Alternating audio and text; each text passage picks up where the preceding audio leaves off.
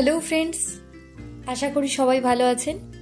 চলে এলাম বোমযাত্রীর ডায়েরির আরও একটা নতুন ব্লগ নিয়ে। তবে আজকের ব্লগে কোনো রান্না বা কোথাও ঘুরতে যাওয়ার ব্লগ নয়। আজকে আপনাদের শেয়ার করব সেন্ট ভ্যালেন্টাইন বা সান ভ্যালেন্টিনোর ইতিহাস, যা প্রেম, পুরাণ, পৌত্তলিক রীতি ও সংস্কারের মিশেল। আজকের লেখাটি আমি নিয়েছি উপমহাদেশ নামক একটি ফেসবুক পেজ থেকে।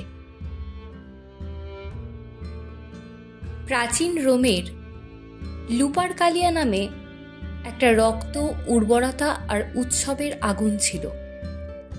কালের অতল গহ্বরে যখন রোম ছিল দেবতা ও রাজাদের নগরী, তখনই জন্ম নিয়েছিল এক অদ্ভুত উৎসব, নাম লুপারকালিয়া। প্রতি বছর 13 থেকে 15 ফেব্রুয়ারি রোমান তরুণেরা ছুটে বেড়াতো নগরের পথে। হাতে থাকতো বলিদান দেওয়া ছাগলের চামড়া। সেই চামড়া দিয়ে তারা ছুঁয়ে দিত নারীদের। বিশ্বাস করত এ ছোঁয়া নারীর গর্ভকে করবে উর্বর, মাতৃত্বে দেবে আশীর্বাদের ছোঁয়া। লাল রঙের আগানো ছিল এই উৎসবের প্রতীক।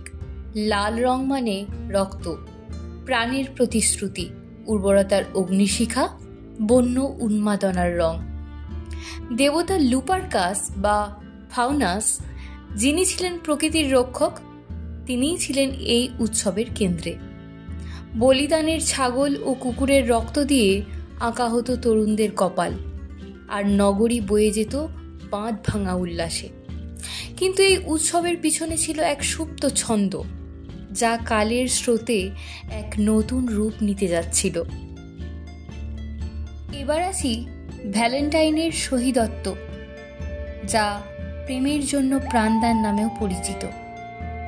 রোম যখন শাসিত হচ্ছিল সম্রাট ক্লডিয়াস এর কঠোর শাসনে, তখন প্রেমের মন্দিরে জমছিল কালো মেঘ। তিনি ঘোষণা করলেন, যুবকেরা যদি বিবাহ বন্ধনে আবদ্ধ হয় তবে তারা যুদ্ধে দুর্বল হয়ে পড়বে। তাই ভালোবাসার শপথ, মিলনের প্রতিশ্রুতি সবই হয়ে গেল নিষিদ্ধ। কিন্তু এক ব্যক্তি এ আদেশ মানতে নারাজ। তিনি ছিলেন ভ্যালেন্টাইন, এক খ্রিস্টান পুরোহিত। প্রেমের শপথের সামনে শাসকের নিষেধাজ্ঞা তার কাছে ছিল তুচ্ছ। তিনি গোপনে বিবাহ দিতেন প্রেমিক যুগলকে, প্রেমের পবিত্র বন্ধনে বাঁধতেন তাদের। কিন্তু সত্য চিরকাল গোপন থাকে না। ভ্যালেন্টাইন বন্দী হলেন। শাস্তি হল মৃত্যুদণ্ড। 269 খ্রিস্টাব্দের 14 ফেব্রুয়ারি ভালোবাসার সেই যাজক রক্ত দিয়ে লিখলেন প্রেমের শেষ কবিতা। একটি কিংবদন্তি বলে, মৃত্যুর আগে তিনি তার প্রিয়াকে লিখেছিলেন এক চিঠি, যার শেষে ছিল, তোমার ভ্যালেন্টাইন। পৌরাণিক উৎসব থেকে খ্রিস্টীয় পবিত্রতায় উন্নীত হয় সবকিছুই, কিন্তু ভালোবাসার শপথ কি কখনো হারিয়ে যায়? সময় এগিয়ে এলো 496 খ্রিস্টাব্দ। তখন পোপ গেলাসিয়াস, তিনি ঘোষণা করলেন, লুপারকালিয়া পাপাচার, অনৈতিক, একে বিলুপ্ত করতে হবে। তিনি স্থাপন করলেন 14 ফেব্রুয়ারিকে সেন্ট ভ্যালেন্টাইন দিবস হিসেবে, যেন ভালোবাসার নামে উৎসর্গিত হয় এই দিন, কিন্তু উন্মত্ততার নামে নয়। তবে কি রোমানদের রক্তাক্ত উৎসব মুছে গেল?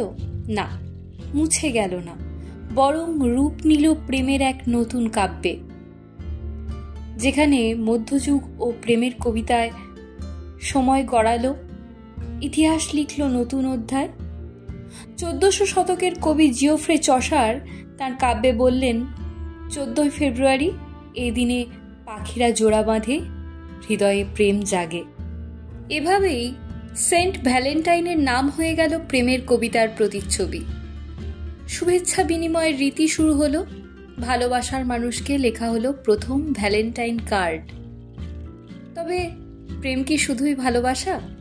প্রেম কি শুধুই হৃদয়ের বিষয়, নাকি এতে বাণিজ্যের গন্ধ লেগেছে? 1800 থেকে 1900 শতকে হাতে লেখা ভালোবাসার চিঠির জায়গা নিল ছাপানো কার্ড। 20 শতকে ভালোবাসার প্রতীক হয়ে উঠল চকোলেট, গোলাপ, হীরের আংটি। হলমার্ক কোম্পানি শুরু করলো বাণিজ্যের নতুন খেলা, ভালোবাসা প্রকাশ করতে চাইলে উপহার দাও। এখন ভ্যালেন্টাইন্স ডে মানে বিশ্বজুড়ে কোটি কোটি গোলাপ বিক্রি, চকলেটের পাহাড়, দামি উপহার আর বিলাসবহুল রেস্তোরাঁয় রাতের খাবার। আর এসবের মধ্যেই কোথাও যেন হারিয়ে গেছে সেই সেন্ট ভ্যালেন্টাইনের আত্মবলিদান, যিনি তার জীবনের শেষ রক্তবিন্দুটিও ভালোবাসার নামে উৎসর্গ করেছিলেন। আমার আজকের ব্লগে পৃথিবীর সমস্ত প্রান্তে ছড়িয়ে থাকা ভালোবাসার মানুষগুলোকে আমার আন্তরিক প্রীতি, শুভেচ্ছা এবং অভিনন্দন জানাই। সবাই ভালো থাকুন, সুস্থ থাকুন, ভালোবাসায় থাকুন। আর আমার এই ব্লগটা ভালো লাগলে আমার ভিডিওটাকে লাইক আর চ্যানেলটাকে সাবস্ক্রাইব করে আমার পাশে থাকুন। চলে আসবো অন্য কোনো দিন অন্য কোনো নতুন ব্লগ নিয়ে।